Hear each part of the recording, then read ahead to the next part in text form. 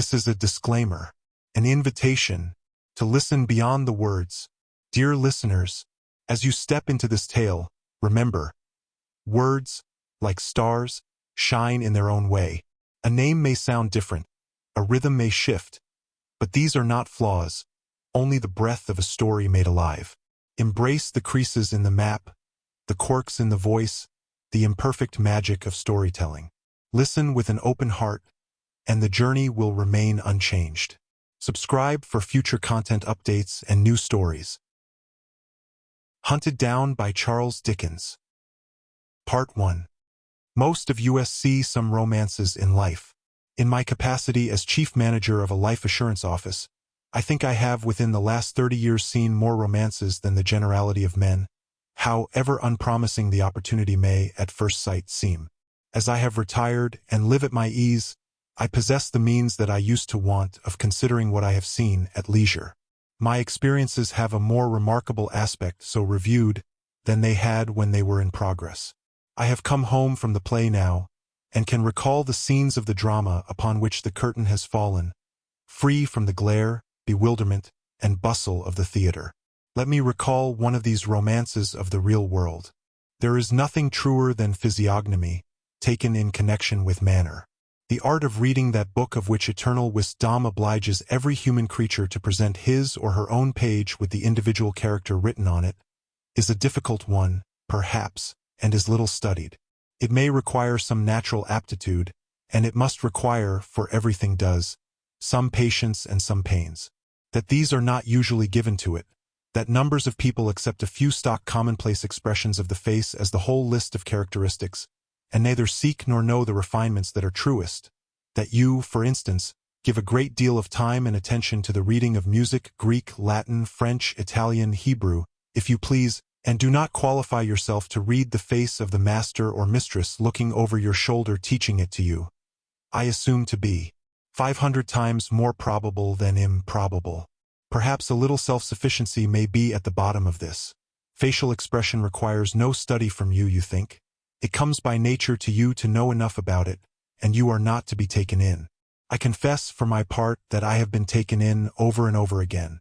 I have been taken in by acquaintances, and I have been taken in, of course, by friends, far oftener by friends than by any other class of persons. How came I to be so deceived? Had I quite misread their faces? No. Believe me, my first impression of those people, founded on face and manner alone, was invariably true. My mistake was in suffering them to come nearer to me and explain themselves away. Part 2. The partition which separated my own office from our general outer office in the city was of thick plate glass. I could see through it what passed in the outer office, without hearing a word. I had it put up in place of a wall that had been there for years, ever since the house was built. It is no matter whether I did or did not make the change in order that I might derive my first impression of strang heirs, who came to us on business, from their faces alone, without being influenced by anything they said.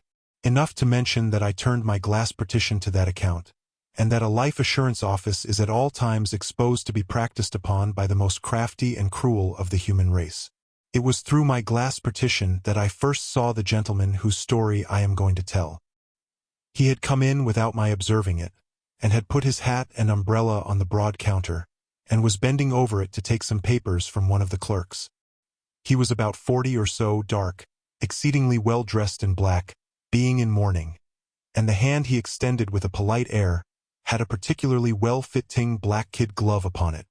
His hair, which was elaborately brushed and oiled, was parted straight up the middle, and he presented this parting to the clerk exactly, to my thinking, as if he had said, in so many words, "You must take me, if you please, my friend, just as I show myself.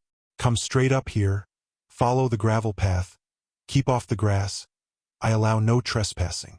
I conceived a very great aversion to that man the moment I thus saw him. He had asked for some of our printed forms, and the clerk was giving them to him and explaining them. An obliged and agreeable smile was on his face, and his eyes met those of the clerk with a sprightly look. I have known a vast quantity of nonsense talked about bad men not looking you in the face. Don't trust that conventional idea. Dishonesty will stare honesty out of countenance. Any day in the week, if there is anything to be got by it. I saw, in the corner of his eyelash, that he became aware of my looking at him. Immediately he turned the parting in his hair toward the glass partition, as if he said to me with a sweet smile, "Straight up here, if you please. Off the grass." In a few moments he had put on his hat and taken up his umbrella, and was gone. I beckoned the clerk into my room, and asked, "Who was that?" He had the gentleman's card in his hand. "Mr. Julius Slinkton, Middle Temple. A barrister, Mr. Adams?" "I think not, sir. I should have thought him a clergyman, but for his having no reverend here," said I. "Probably, from his appearance," Mr. Adams replied. "He is reading for orders. I should mention that he wore a dainty white cravat, and dainty linen altogether." "What did he want, Mr. Adams?" "Merely a form of proposal, sir, and form of reference." "Recommended here? Did he say?" "Yes. He said he was recommended here by a friend of yours. He noticed you, but said that as he had not the pleasure of your personal acquaintance, he would not trouble you." "Did he know my name?" "Oh yes, sir. He said, 'There is Mr. Sampson, I see.'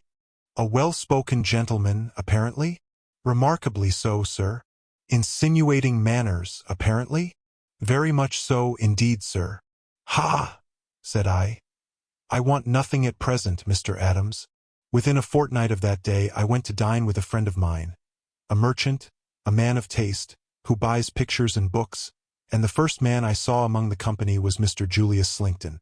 There he was, standing before the fire, with good large eyes and an open expression of face. But still, I thought, requiring everybody to come at him by the prepared way he offered, and by no other. I noticed him ask my friend to introduce him to Mr. Sampson, and my friend did so. Mr. Slinkton was very happy to see me. Not too happy. There was no overdoing of the matter. Happy in a thoroughly well-bred, perfectly unmeaning way. "I thought you had met," our host observed. "No," said Mr. Slinkton. "I did look in at Mr. Sampson's office on your recommendation, but I really did not feel justified in troubling Mr. Sampson himself on a point in the everyday routine of an ordinary clerk. I said I should have been glad to show him any attention on our friend's introduction."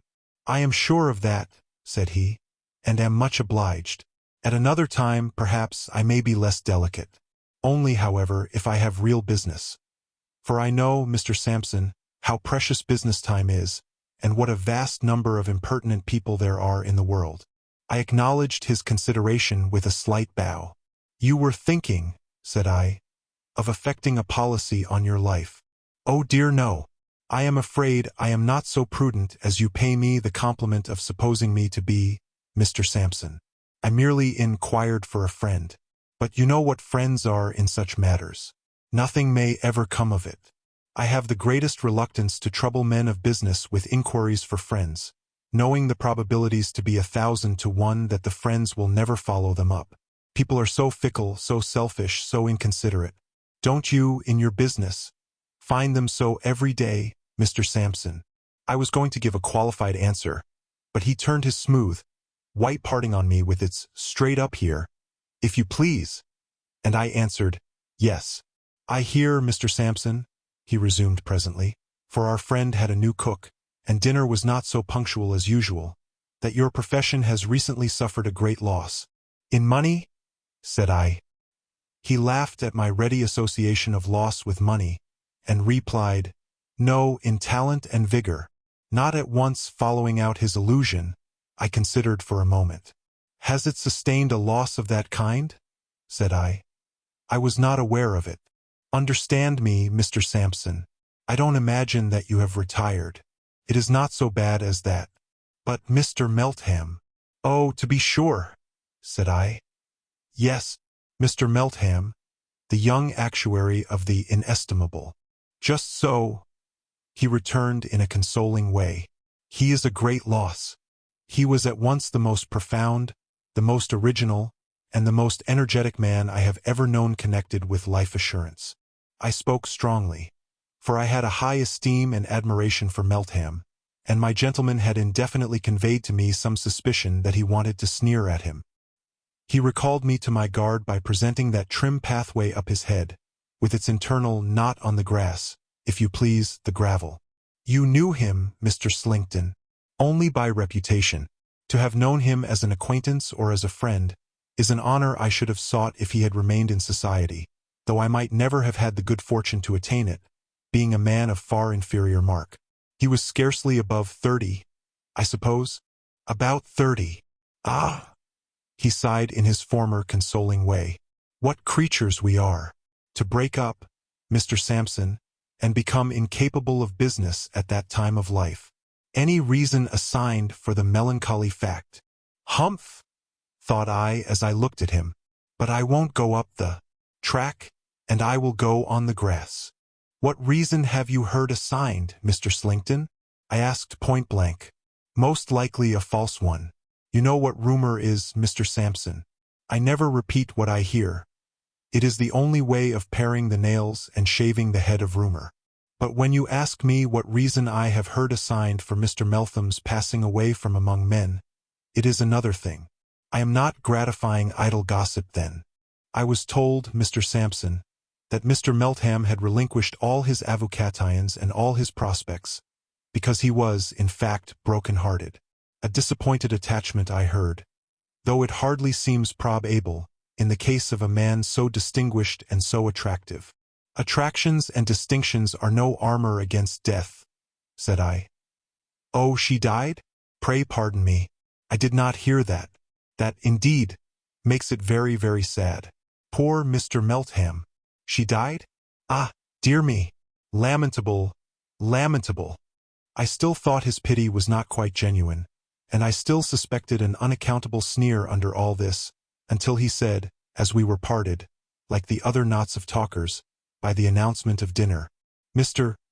Sampson, you are surprised to see me so moved on behalf of a man whom I have never known. I am not so disinterested as you may suppose. I have suffered, and recently too, from death myself. I have lost one of 2 charming nieces, who were my constant companions. She died young, barely 23, and even her remaining sister is far from strong.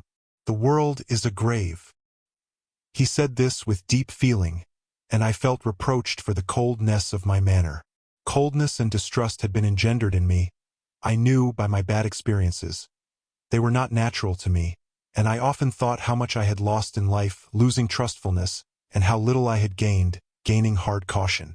This state of mind being habitual to me, I troubled myself more about this conversation than I might have troubled myself about a greater matter. I listened to his talk at dinner, and observed how readily other men responded to it, and with what a graceful instinct he adapted his subjects to the knowledge and habits of those he talked with.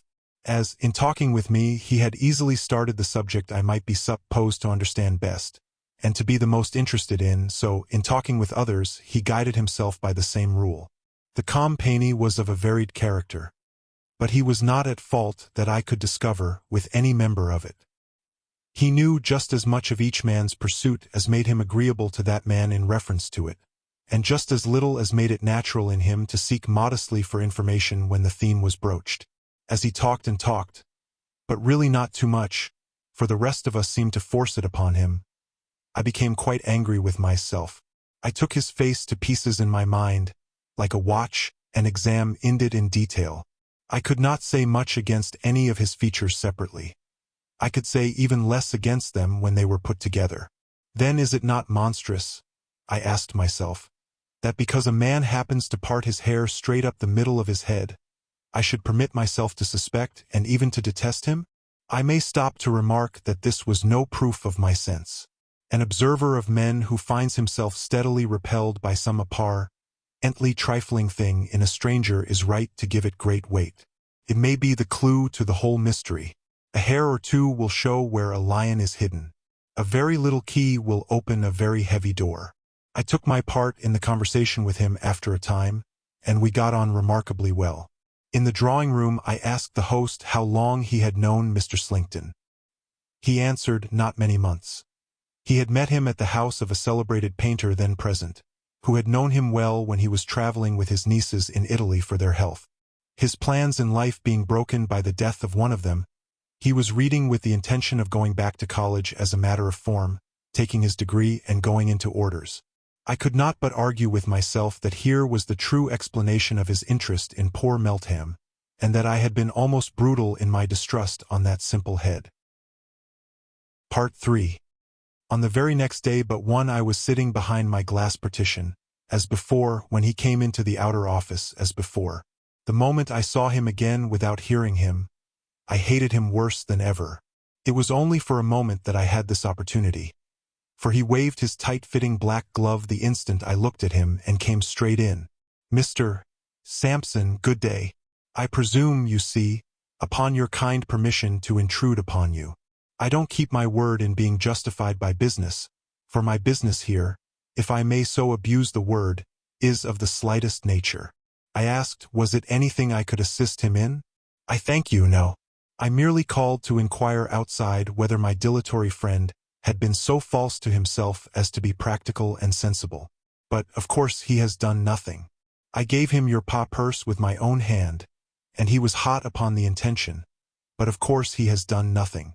Apart from the general human disinclination to do anything that ought to be done, I dare say there is especially about assuring one's life. You find it like will-making. People are so superstitious, and take it for granted they will die soon afterwards. Up here, if you please. Straight up here, Mr. Sampson. Neither to the right nor to the left." I almost fancied I could hear him breathe the words as he sat smiling at me, with that intolerable parting exactly opposite the bridge of my nose. "There is such a feeling sometimes, no doubt," I replied, "but I don't think it obtains to any great extent." "Well," said he, with a shrug and a smile, "I wish some good angel would influence my friend in the right direction. I rashly promised his mother and sister in Norfolk to see it done, and he promised them that he would do it. But I suppose he never will." He spoke for a minute or two on indifferent topics and went away. I had scarcely unlocked the drawers of my writing table next morning, when he reappeared.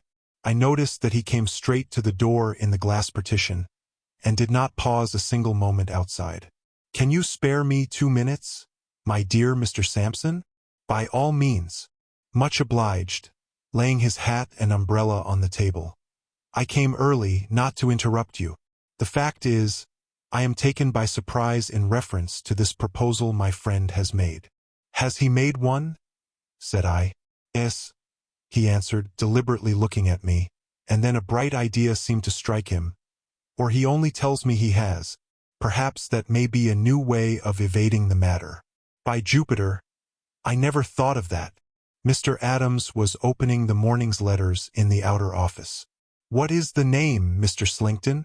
I asked. "Beckwith." I looked out at the door and requested Mr. Adams, if there were a proposal in that name, to bring it in. He had already laid it out of his hand on the counter. It was easily selected from the rest, and he gave it me. "Alfred Beckwith.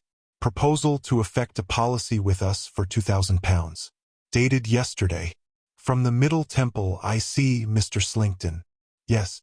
He lives on the same staircase with me. His door is opposite." I never thought he would make me his reference, though. It seems natural enough that he should. "Quite so, Mr. Sampson, but I never thought of it. Let me see." He took the printed paper from his pocket. "How am I to answer all these questions?" "According to the truth, of course," said I. "Oh, of course," he answered, looking up from the paper with a smile. "I meant they were so many. But you do right to be particular. It stands to reason that you must be particular. Will you allow me to use your pen and ink?" "Certainly." "And your desk?" "Certainly." He had been hovering about between his hat and his umbrella for a place to write on. He now sat down in my chair at my blotting paper and inkstand, with the long walk up his head in accurate perspective before me, as I stood with my back to the fire. Before answering each question he ran over it aloud, and discussed it. How long had he known Mr. Alfred Beckwith? That he had to calculate by years upon his fingers. What were his habits? No difficulty about them. Temperate in the last degree, and took a little too much exercise, if anything. All the answers were satisfactory. When he had written them all, he looked them over, and finally signed them in a very pretty hand. He supposed he had now done with the business. I told him he was not likely to be troubled any farther. Should he leave the papers there? If he pleased. Much obliged. Good morning. I had had one other visitor before him. Not at the office, but at my own house. That visitor had come to my bedside when it was not yet daylight, and had been seen by no one else but by my faithful confidential servant. A second reference paper, for we required always two, was sent down into Norfolk, and was duly received back by post. This likewise was satisfactorily answered in every respect. Our forms were all complied with, we accepted the proposal, and the premium for 1 year was paid. Part 4. For 6 or 7 months I saw no more of Mr. Slinkton. He called once at my house, but I was not at home, and he once asked me to dine with him in the Temple, but I was engaged. His friend's assurance was effected in March. Late in September or early in October I was down at Scarborough for a breath of sea air, where I met him on the beach. It was a hot evening. He came toward me with his hat in his hand, and there was the walk I had felt so strongly disinclined to take in perfect order again, exactly in front of the bridge of my nose. He was not alone, but had a young lady on his arm. She was dressed in mourning, and I looked at her with great interest. She had the appearance of being extremely delicate, and her face was remarkably pale and melancholy. But she was very pretty. He introduced her as his niece, Miss Niner. "Are you strolling, Mr. Sampson? Is it possible you can be idle?" It was possible, and I was strolling. "Shall we stroll together?" "With pleasure." The young lady walked between us, and we walked on the cool sea sand, in the direction of Filey. "There have been wheels here," said Mr. Slinkton. "And now I look again, the wheels of a hand-carriage. Margaret, my love, your shadow without doubt." "Miss Niner's shadow?" I repeated, looking down at it on the sand. "Not that one," Mr. Slinkton returned, laughing. "Margaret, my dear, tell Mr. Sampson." "Indeed," said the young lady, turning to me, "there is nothing to tell, except that I constantly see the same invalid old gentleman at all times, wherever I go. I have mentioned it to my uncle, and he calls the gentleman my shadow." "Does he live in Scarborough?" I asked. "He is staying here." "Do you live in Scarborough?" "No, I am staying here. My uncle has placed me with a family here, for my health." "And your shadow?" said I, smiling. "My shadow," she answered, smiling too, "is, like myself, not very robust, I fear, for I lose my shadow sometimes, as my shadow loses me at other times.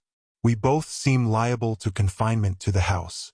I have not seen my shadow for days and days, but it does oddly happen, occasionally, that wherever I go, for many days together, this gentleman goes. We have come together in the most unfrequented nooks on this shore." "Is this he?" said I, pointing before us.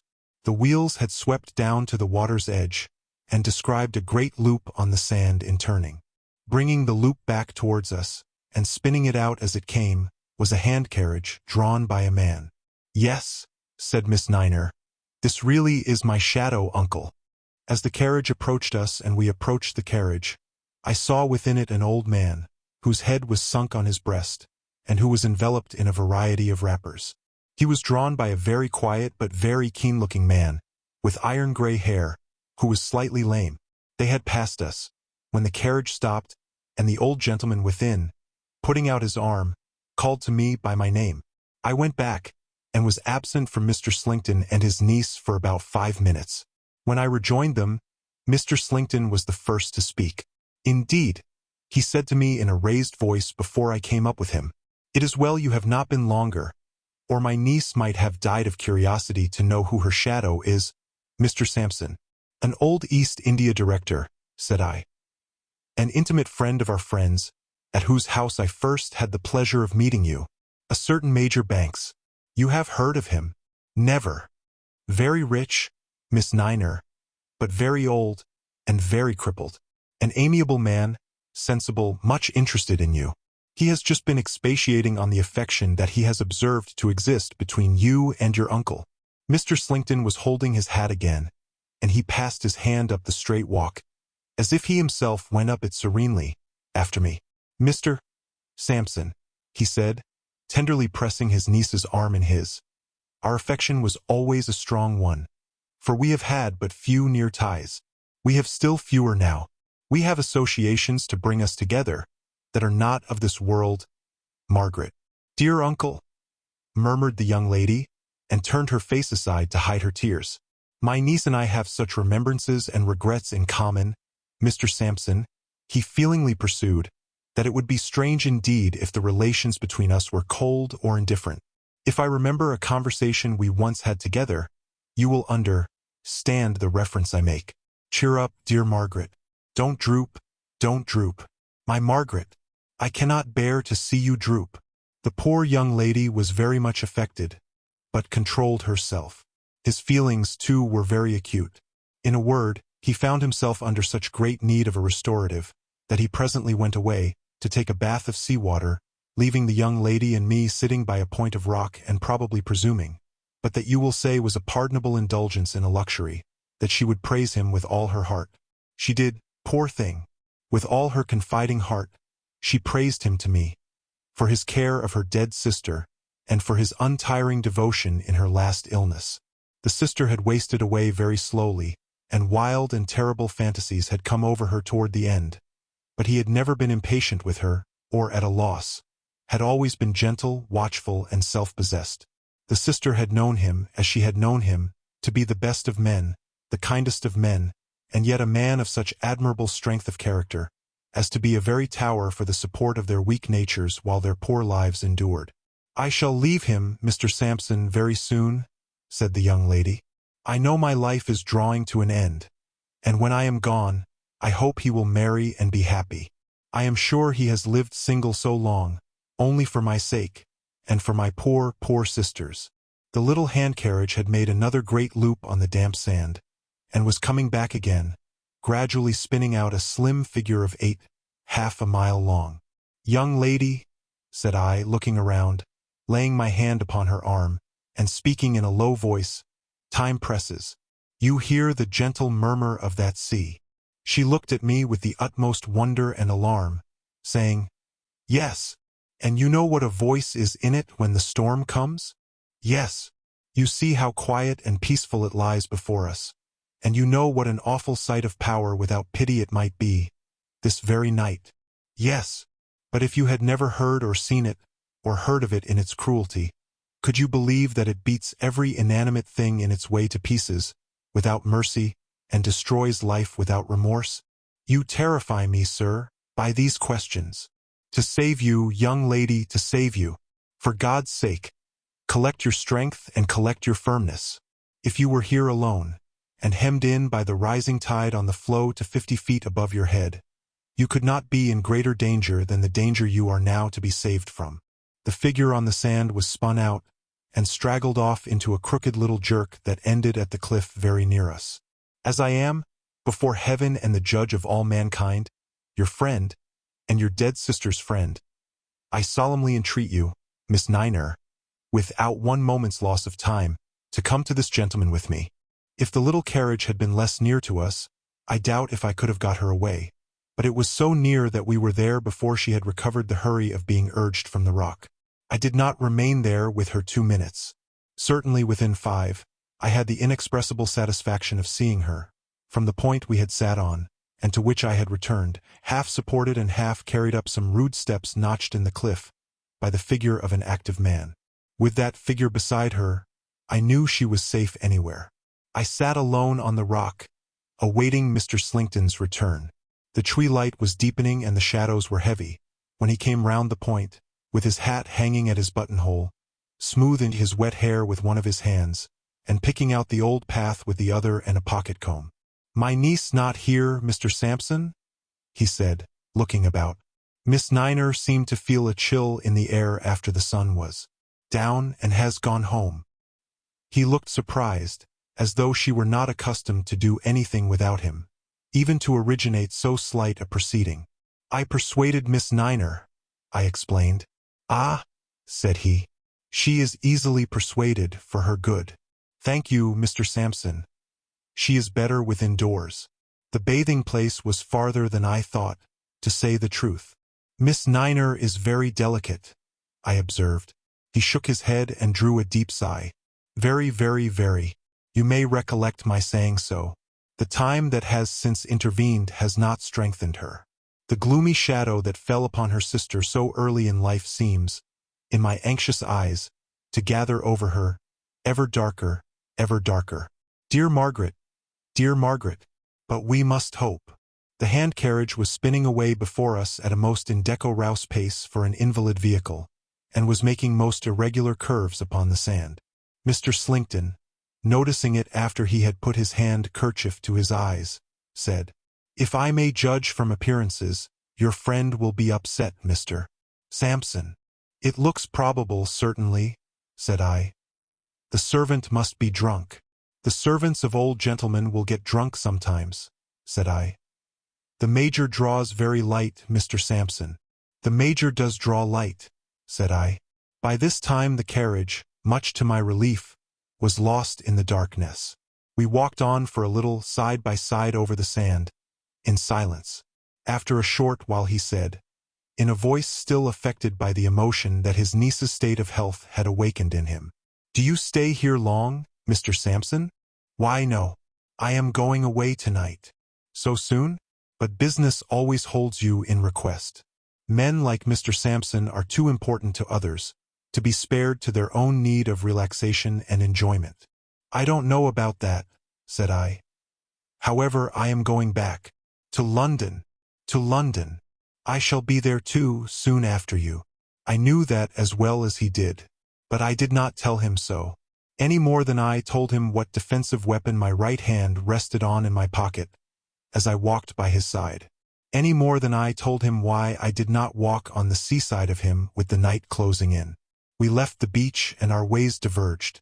We exchanged good night, and had parted indeed, when he said, returning, "Mr. Sampson, may I ask?" Poor Meltham, whom we spoke of, dead yet, not when I last heard of him, but too broken a man to live long, and hopelessly lost to his old calling. "Dear, dear, dear," said he with great feeling. "Sad, sad, sad. The world is a grave." And so went his way. It was not his fault if the world were not a grave, but I did not call that observation after him, any more than I had mentioned those other things just now enumerated. He went his way, and I went mine with all expedition. This happened, as I have said, either at the end of September or beginning of October. The next time I saw him, and the last time, was late in November. Part 5. I had a very particular engagement to breakfast in the Temple. It was a bitter northeasterly morning, and the sleet and slush lay inches deep in the streets. I could get no conveyance, and was soon wet to the knees, but I should have been true to that appointment, though I had to wade to it up to my neck in the same impediments. The appointment took me to some chambers in the Temple. They were at the top of a lonely corner house overlooking the river. The name Mr. Alfred Beckwith was painted on the outer door. On the door opposite, on the same landing, the name Mr. Julius Slinkton. The doors of both sets of chambers stood open, so that anything said aloud in one set could be heard in the other. I had never been in those chambers before. They were dismal, close, unwholesome, and oppressive. The furniture, originally good and not yet old, was faded and dirty. The rooms were in great disorder. There was a strong prevailing smell of opium, brandy, and tobacco. The grate and fire irons were splashed all over with unsightly blotches of rust, and on a sofa by the fire, in the room where breakfast had been prepared, lay the host, Mr. Beckwith, a man with all the appearances of the worst kind of drunkard, very far advanced upon his shameful way to death. "Slinkton is not come yet," said this creature, staggering up when I went in. "I'll call him. Hello! Julius Caesar, come and drink." As he hoarsely roared this out, he beat the poker and tongs together in a mad way, as if that were his usual manner of summoning his associate. The voice of Mr. Slinkton was heard through the clatter from the opposite side of the staircase, and he came in. He had not expected the pleasure of meeting me. I have seen several artful men brought to a stand, but I never saw a man so aghast as he was when his eyes rested on mine. "Julius Caesar," cried Beckwith, staggering between us. "Mist Sampson! Mist Sampson, Julius Caesar!" Miss Sampson is the friend of my soul. Julius keeps me plied with liquor, morning, noon, and night. Julius is a real benefactor. Julius threw the tea and coffee out of window when I used to have any. Julius empties all the water jugs of their contents and fills them with spirits. Julius winds me up and keeps me going. Boil the brandy, Julius. There was a rusty and furred saucepan in the ashes. The ashes looked like the accumulation of weeks, and Beckwith, rolling and staggering between us as if he were going to plunge headlong into the fire, got the saucepan out and tried to force it into Slinkton's hand. Boil the brandy, Julius Caesar.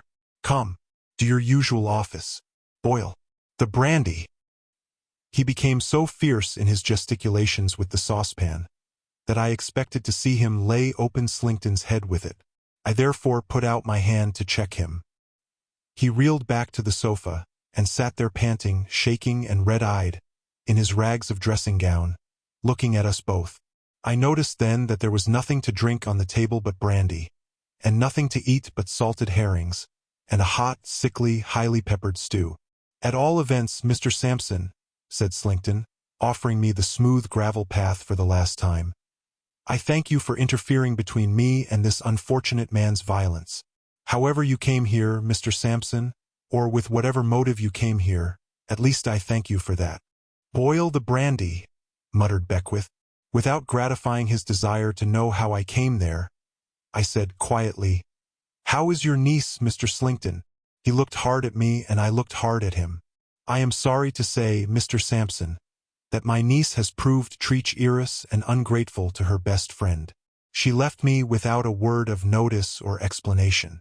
She was misled, no doubt, by some designing rascal. Perhaps you may have heard of it. I did hear that she was misled by a designing rascal.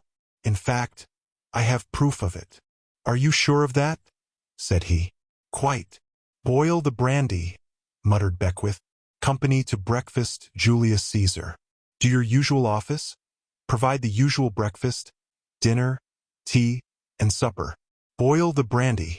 The eyes of Slinkton looked from him to me, and he said, after a moment's consideration, Mr. Sampson, you are a man of the world, and so am I. I will be plain with you. Oh no, you won't, said I, shaking my head. I tell you, sir, I will be plain with you. And I tell you you will not, said I. I know all about you. You plain with anyone? Nonsense, nonsense. I plainly tell you, Mr. Sampson, he went on, with a manner almost composed, that I understand your object. You want to save your funds and escape from your liabilities. These are old tricks of trade with you office gentlemen. But you will not do it, sir. You will not succeed. You have not an easy adversary to play against when you play against me. We shall have to inquire, in due time, when and how Mr. Beckwith fell into his present habits.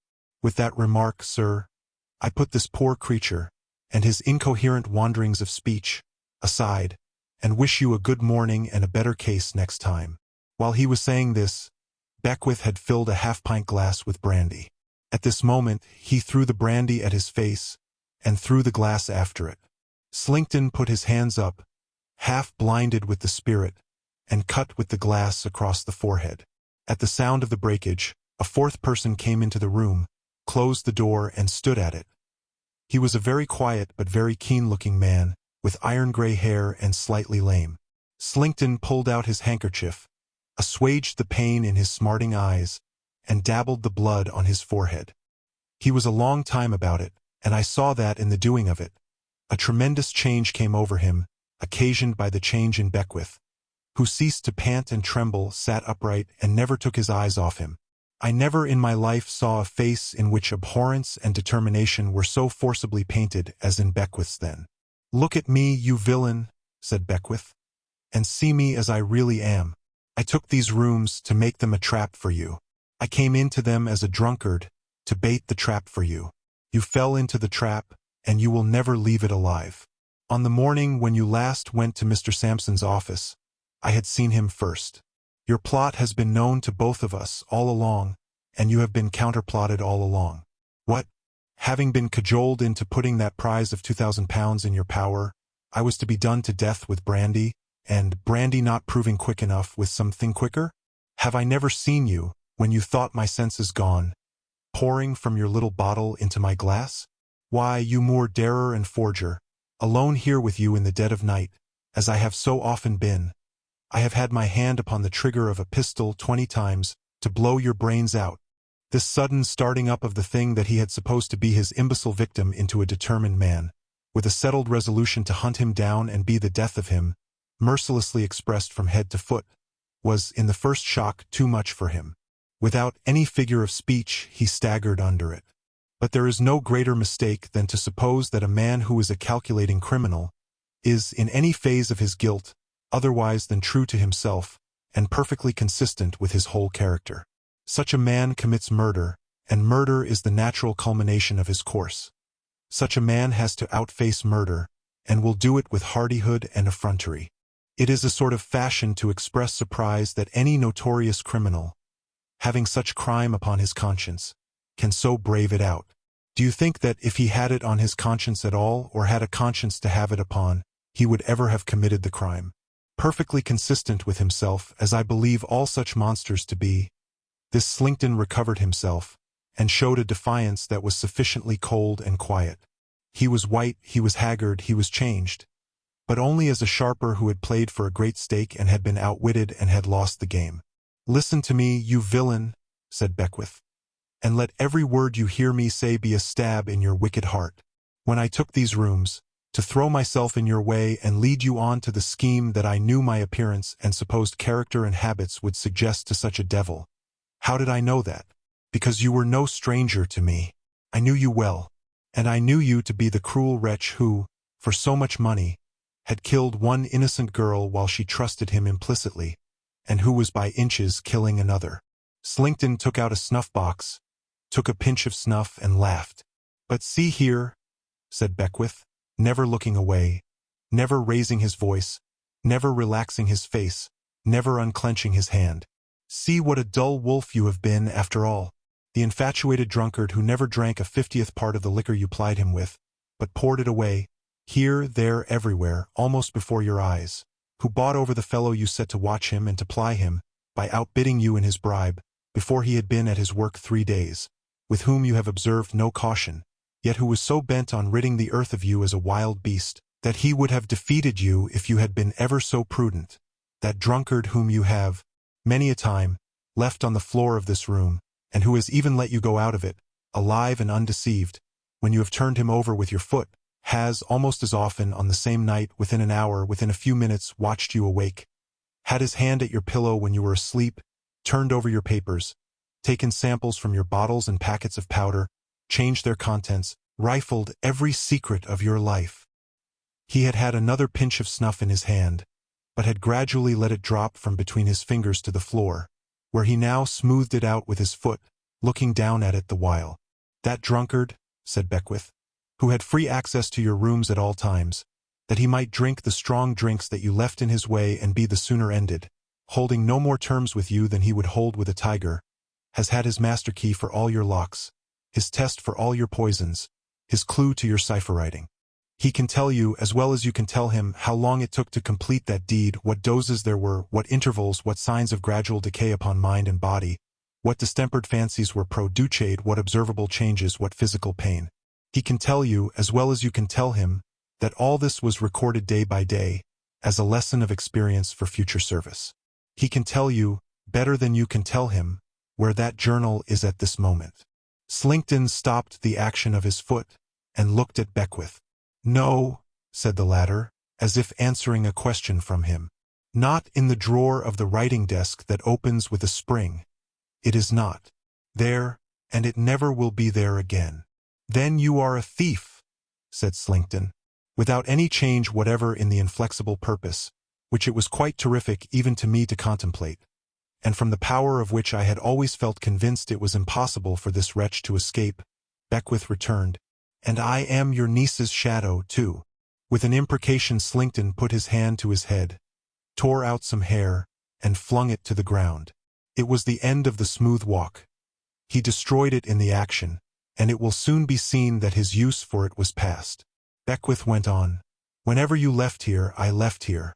Although I understood that you found it necessary to pause in the completion of that purpose, to avert suspicion, still I watched you close, with the poor confiding girl. When I had the diary and could read it word by word, it was only about the night before your last visit to Scarborough. You remember the night? You slept with a small flat vial tied to your wrist. I sent to Mr. Sampson, who was kept out of view. This is Mr. Sampson's trusty servant standing by the door. We three saved your niece among us.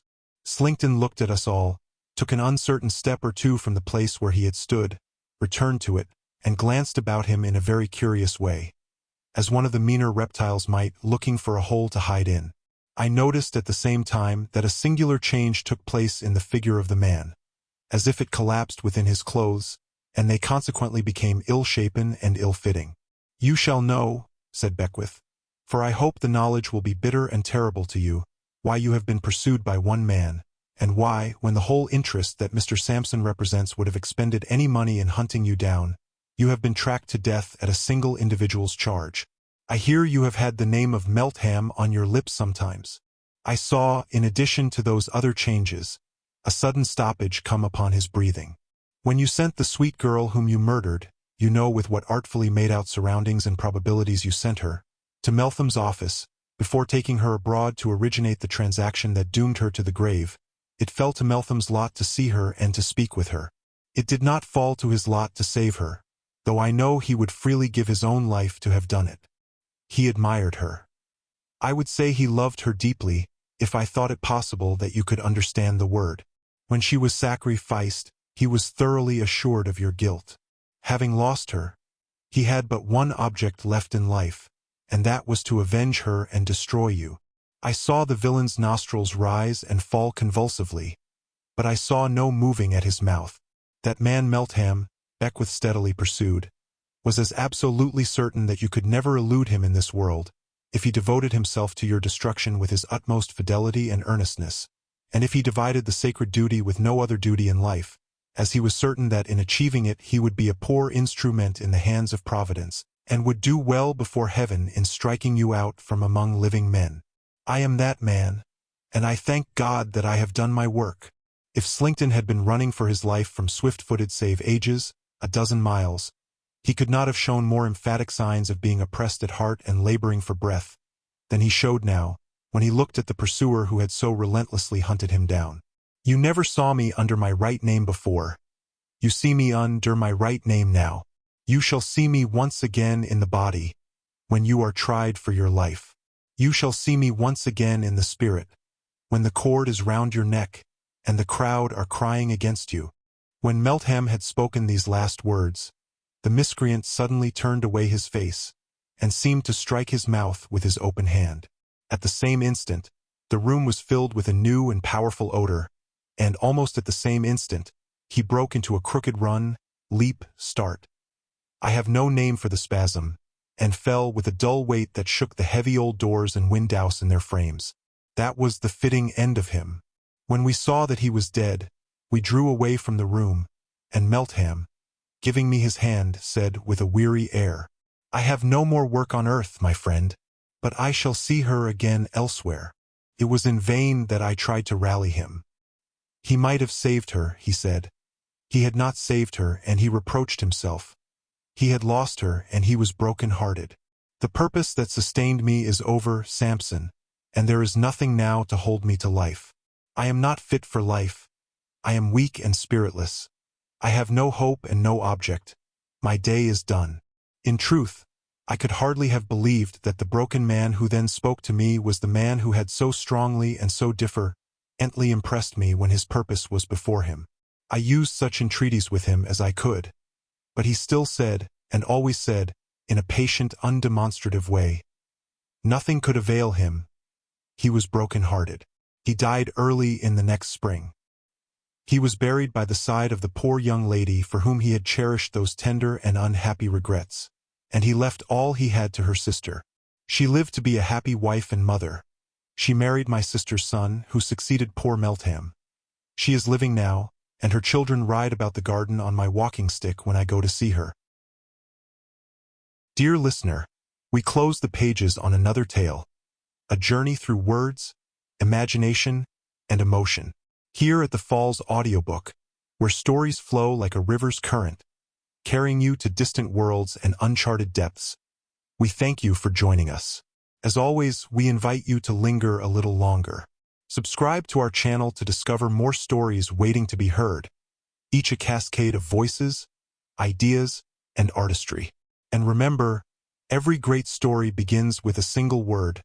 Perhaps the next one will begin with you.